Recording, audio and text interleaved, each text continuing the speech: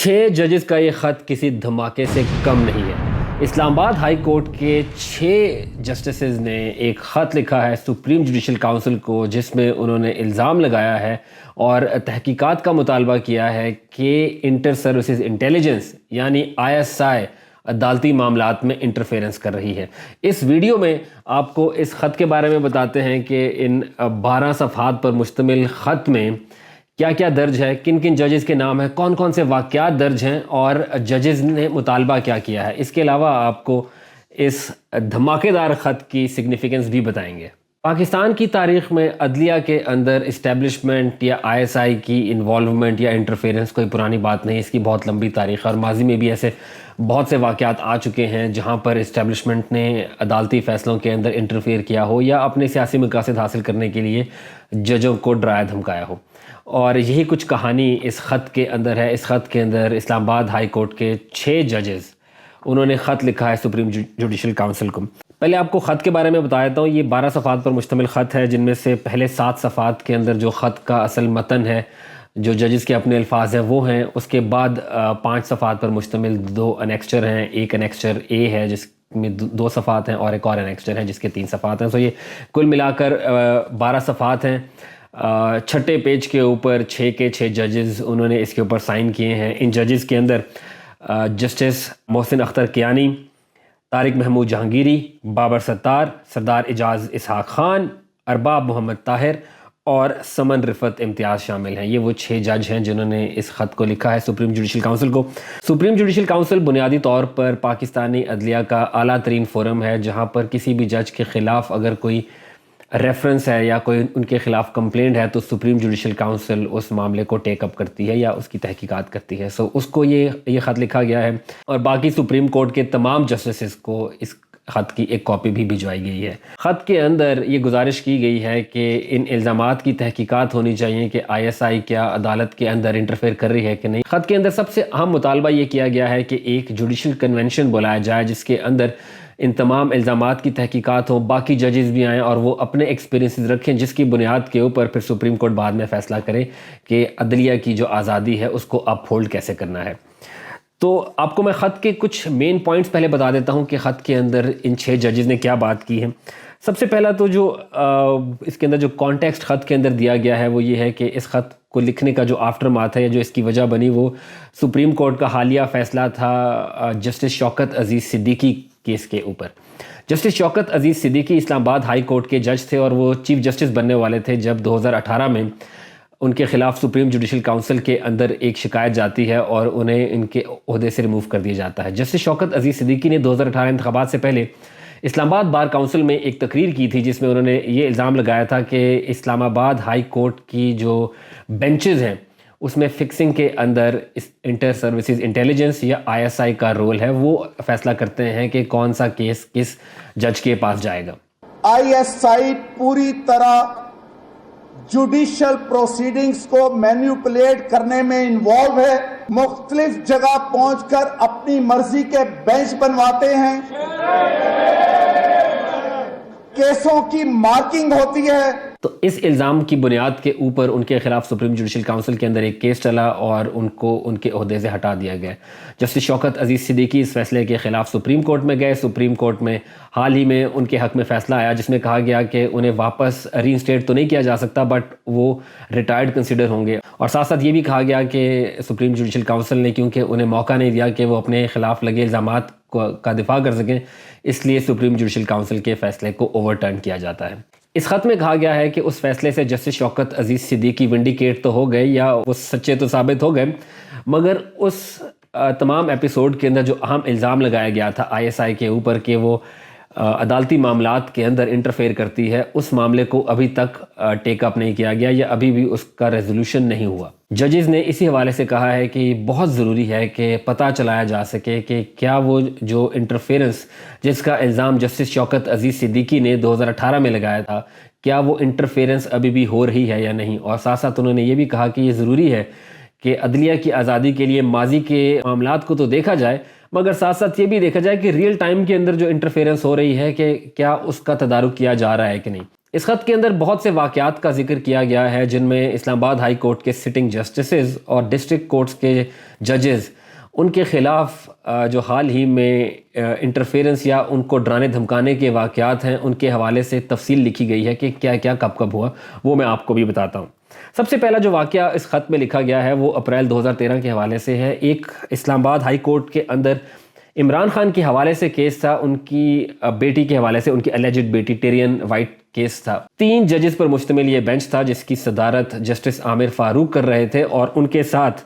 Justice Mohsin Akhtar Kayani اور justice ارباب محمد Tahir bench میں موجود تھے۔ یہ تینوں جج اس کیس کی مینٹینیبلٹی کے سوال کے اوپر ہیئرنگ کر رہے تھے۔ وہ یہ دیکھنا چاہ رہے تھے کہ کیا یہ کیس سنا بھی جا سکتا ہے کہ نہیں، اور اس حوالے سے جو چیف جسٹس ہیں جسٹس عامر فاروق، ان کا یہ فیصلہ تھا کہ اس کیس کو سنا جا سکتا ہے، مگر جو دوسرے دو جج ہیں ان کا موقف تھا کہ اس کیس کو سنا نہیں جا سکتا۔ اس خط میں کہا گیا ہے کہ ان 2 ججز کو اپنا فیصلہ تبدیل کروانے کے لیے ISI نے ان کے رشتہ داروں اور ان کے دوستوں کے تھرو ان کو پریشرائز کیا۔ خط میں یہ الزام لگایا گیا ہے کہ ایک جج کو اتنا پریشرائز کیا گیا کہ ان کو سٹریس کی وجہ سے وہ ہسپتال میں بھی داخل ہو گئے، اور یہ بھی کہا گیا کہ ان کے گھر پر سیکیورٹی بھی بڑھائی گئی کیونکہ ان کو سیکیورٹی کے خدشات تھے۔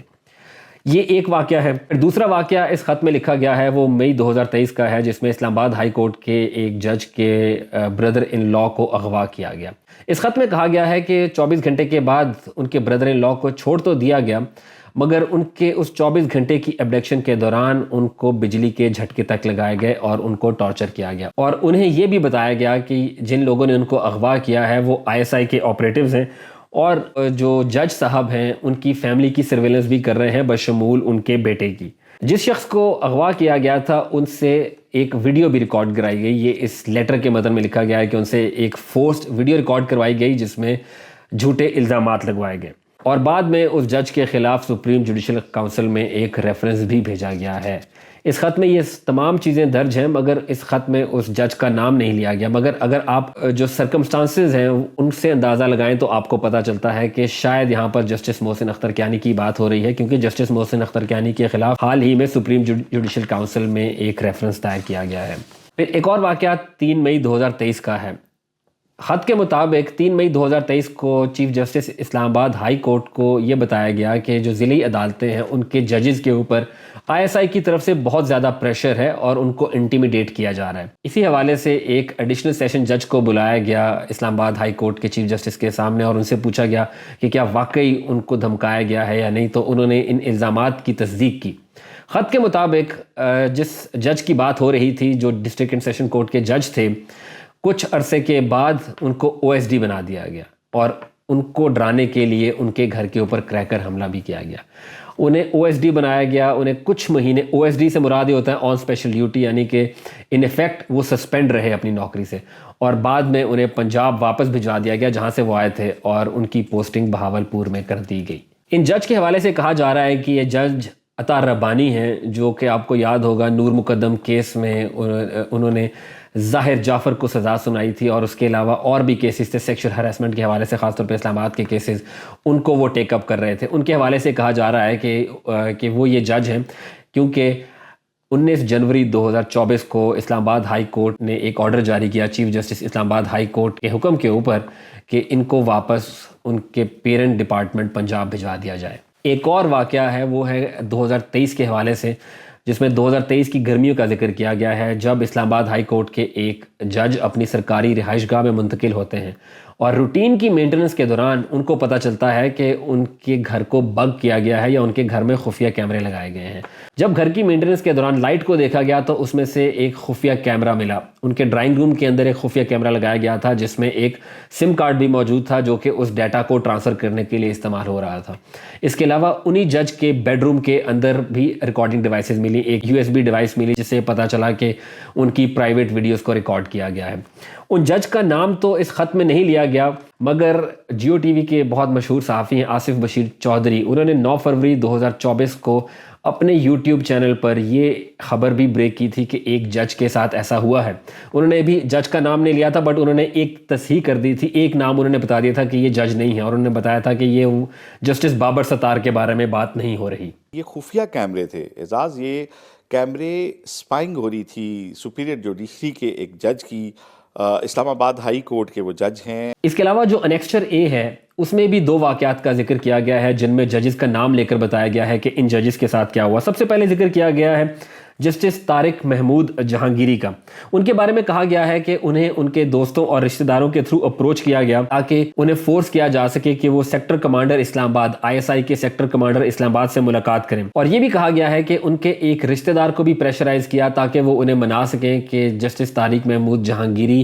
DG ISI سے ملاقات کر سکیں۔ اور یہ بھی کہا گیا ہے کہ سیکٹر کمانڈر کوئٹہ نے جسٹس طارق محمود جہانگیری کے ایک رشتہ دار کو پریشرائز کیا کہ وہ انہیں منائیں کہ جسٹس صاحب DG ISI انٹرنل سے ملاقات کریں۔ ایک اور جسٹس کا نام لے کر بتایا گیا ہے کہ جسٹس ارباب محمد طاہر جب کچھ عرصہ پہلے کوئٹہ گئے تو وہاں پر ان کی فیملی نے انفارم کیا کہ انہیں خبر دی گئی ہے کہ ISI ان کے ٹیکس معاملات کی چھان بین کر رہی ہے تاکہ ان کے خلاف کوئی ولنریبلٹی یا ان کی کسی کمزوری کو تلاش کیا جا سکے۔ اس کے علاوہ ISI کے اسلام آباد کے سیکٹر کمانڈر اور DG انٹرنل ISI نے بھی ان کو ایک عدالتی معاملے کے حوالے سے اپروچ کیا۔ خط کے انیکسچر بی میں ایک اور انسٹنس مینشن ہے جہاں پر کہا گیا ہے کہ ISI کے جو انسپیکٹر لیول کا آفسر ہے اس میں اتنی ہمت ہے کہ وہ ایک اسلام آباد ہائی کورٹ کے جج کو سیکٹر کمانڈر ISI کے آفس میں بلا سکے۔ اس خط میں یہ بھی بتایا گیا ہے کہ یہ تمام واقعات پچھلے 2 سالوں کے اندر اسلام آباد ہائی کورٹ کے چیف جسٹس، سپریم کورٹ کے چیف جسٹس اور جسٹس قاضی فائز عیسیٰ کے نوٹس میں لائے جا چکے ہیں، اور ان کی تفصیل کچھ اس طرح ہے۔ 2 مئی 2023 کو یہ واقعات جسٹس عمر عطا بندیال جو اس وقت چیف جسٹس تھے ان کے نوٹس میں لائے گئے۔ 3 مئی 2023 کو اسلام آباد ہائی کورٹ کے 6 جسٹس ملے اسلام آباد ہائی کورٹ کے چیف جسٹس عامر فاروق سے، اور ان سے اس حوالے سے بات ہوئی کہ ISI کے آپریٹیوز ہیں وہ ججز کو انٹیمیڈیٹ کر رہے ہیں، جس کے جواب میں جسٹس عامر فاروق نے ان کو بتایا کہ ان کی DGC ISI سے بات ہو چکی ہے اور ISI کا کوئی بھی آفیشل کسی بھی جج کو اپروچ نہیں کرے گا۔ 10 مئی 2023 کو اسلام آباد ہائی کورٹ کے جسٹسز نے چیف جسٹس اسلام آباد ہائی کورٹ کو خط لکھا جس میں انہوں نے ISI کی انٹرفیرنس کے بارے میں ذکر کیا اور یہ بھی گزارش کی کہ ان آپریٹیوز کے خلاف توہین عدالت کی کارروائی شروع کی جائے۔ 19 مئی 2023 کو 6 ججز کا پینل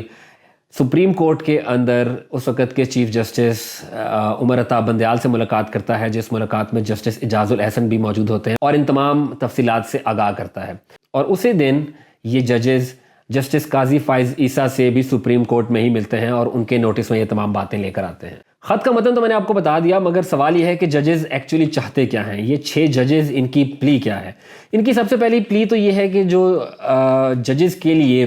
کوڈ آف کنڈکٹ ہے اس میں کوئی پروویژن نہیں ہے کہ اگر انہیں کوئی انٹیمیڈیٹ کرے یا تھریٹن کرے تو ان کے پاس فیوچر کورس آف ایکشن کیا ہوگا۔ اس حوالے سے وہ چاہتے ہیں کہ کوئی فیوچر کورس آف ایکشن بنایا جائے کہ اگر آئندہ ایسے کسی جج کے ساتھ ہو تو بجائے اس کے کہ وہ اس تھریٹ کو خود ہی ایبزارب کرے، ان کا ادارہ ان کے ساتھ کھڑا ہو یا کوئی ایسا میکنزم بنایا جائے جس میں اس جج کے پاس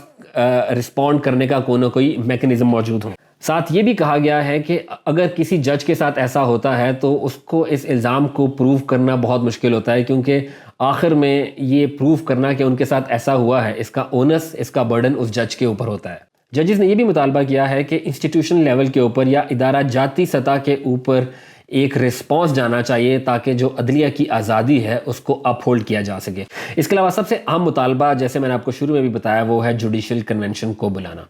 ججز نے یہ درخواست کی ہے کہ اس حوالے سے ایک جوڈیشل کنونشن بنایا جائے جس کے اندر اور لوگ بھی آئیں، اور اگر کسی اور کے ساتھ بھی ایسی انٹیمیڈیشن یا انٹرفیرنس کا واقعہ ہوا ہے تو وہ ججز بھی وہاں پر اپنی معلومات یا اپنے ایکسپیرینسز رکھیں، جس کی بنیاد کے اوپر پھر سپریم کورٹ فیصلہ کرے کہ عدلیہ کی آزادی کے لیے اس کو کون کون سے سٹیپس لینے ہیں۔ ساتھ ساتھ یہ بھی درخواست کی گئی ہے کہ جو لوگ اس انٹرفیرنس اور انٹیمیڈیشن، ڈرانے دھمکانے کے پیچھے ہیں ان کا بھی احتساب کیا جائے۔ خط کی بات تو ہو گئی، اب آپ کو ماضی کے واقعات بتا دیتے ہیں کہ ماضی میں کب کب ایسے واقعات ہوئے ہیں جب کسی جج نے یہ الزام لگایا ہو یا ویسے خبریں سامنے آئی ہوں کہ عدالتی معاملات کے اندر ISI نے انٹرفیئر کیا ہے۔ سب سے ریسنٹ واقعہ تو میں نے شروع میں بھی بتایا، وہ جسٹس شوکت عزیز صدیقی کا ہے جن کا ذکر بار بار اس لیٹر میں کیا گیا ہے، اور ان کے بارے میں جو لفظ اس لیٹر میں استعمال کیا گیا ہے وہ ہے ریزولوٹ، یعنی کہ وہ بہت مستحکم شخص ہیں یا وہ ثابت قدم شخص ہیں، اور ان کی تعریف کی گئی ہے، اور یہ بھی کہا گیا ہے کہ جو سپریم کورٹ کا حالیہ فیصلہ تھا اس نے ان کے موقف کو ونڈیکیٹ کیا ہے۔ جسٹس شوکت عزیز صدیقی کا میں نے آپ کو شروع میں بتا دیا کہ انہوں نے اسلام آباد ہائی کورٹ بار کے سامنے خطاب میں یہ کہا تھا کہ جو کیسز کی فکسیشن ہے اس کے اندر ISI انٹرفیئر کرتی ہے، بٹ ساتھ ساتھ انہوں نے یہ بھی بتایا تھا کہ اس وقت کے DGC جنرل فیض حمید ان کے گھر پر ان سے ملنے آئے تھے اور ان سے بات کی تھی نواز شریف کے کیس کے اندر ان کی سزا کے کوانٹم کے حوالے سے۔ میں آپ کو اپنا ایک ذاتی ایکسپیرینس بھی بتا دوں، جب 2018 کے اندر جسٹس شوکت عزیز صدیقی کو ان کے عہدے سے ہٹایا گیا تو اس کے کچھ مہینے کے بعد اکتوبر 2018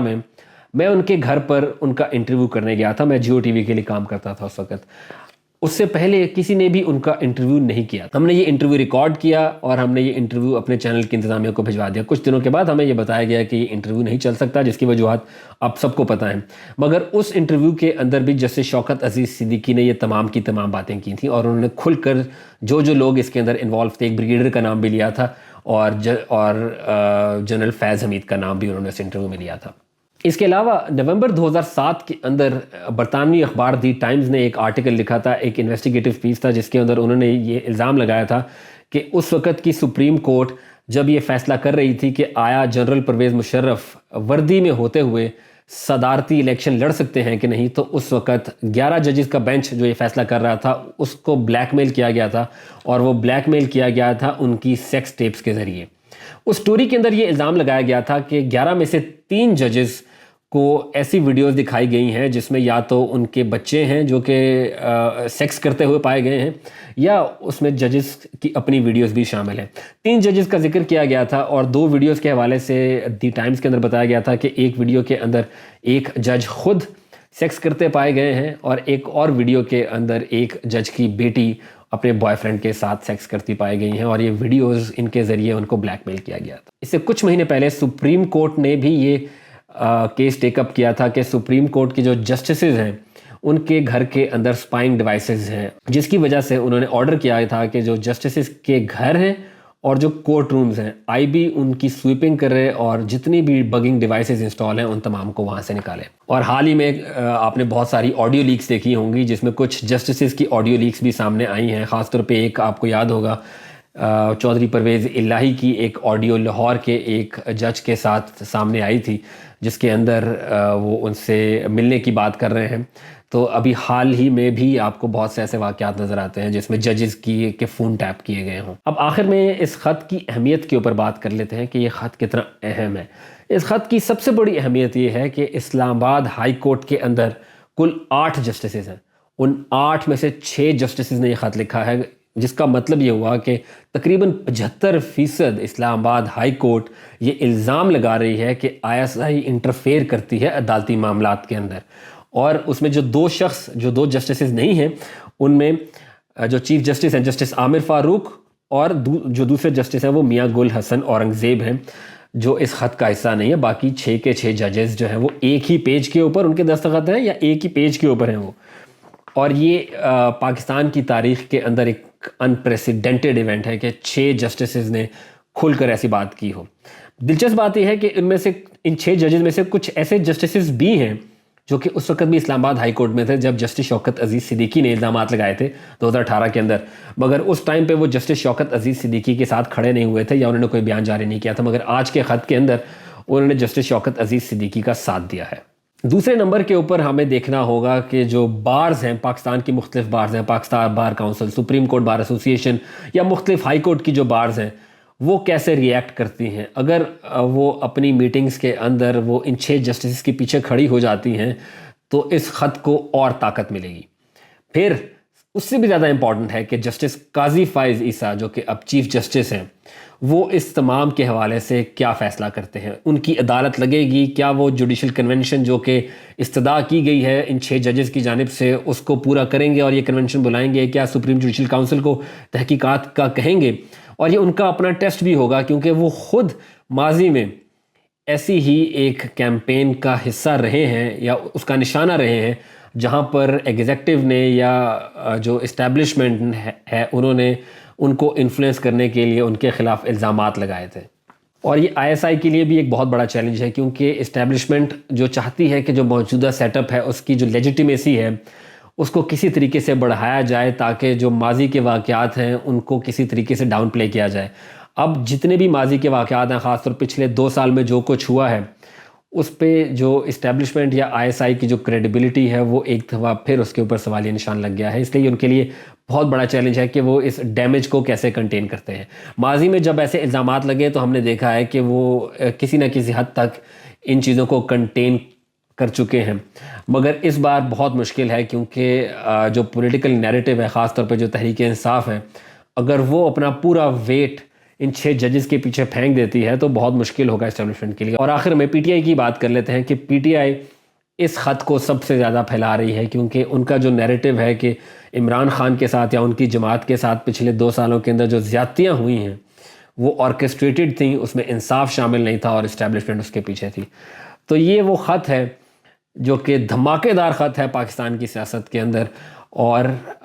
پاکستان کی تاریخ کے اندر جب عدلیہ اور اسٹیبلشمنٹ تعلقات کی تاریخ لکھی جائے گی تو اس خط کو بہت زیادہ اہمیت حاصل ہوگی.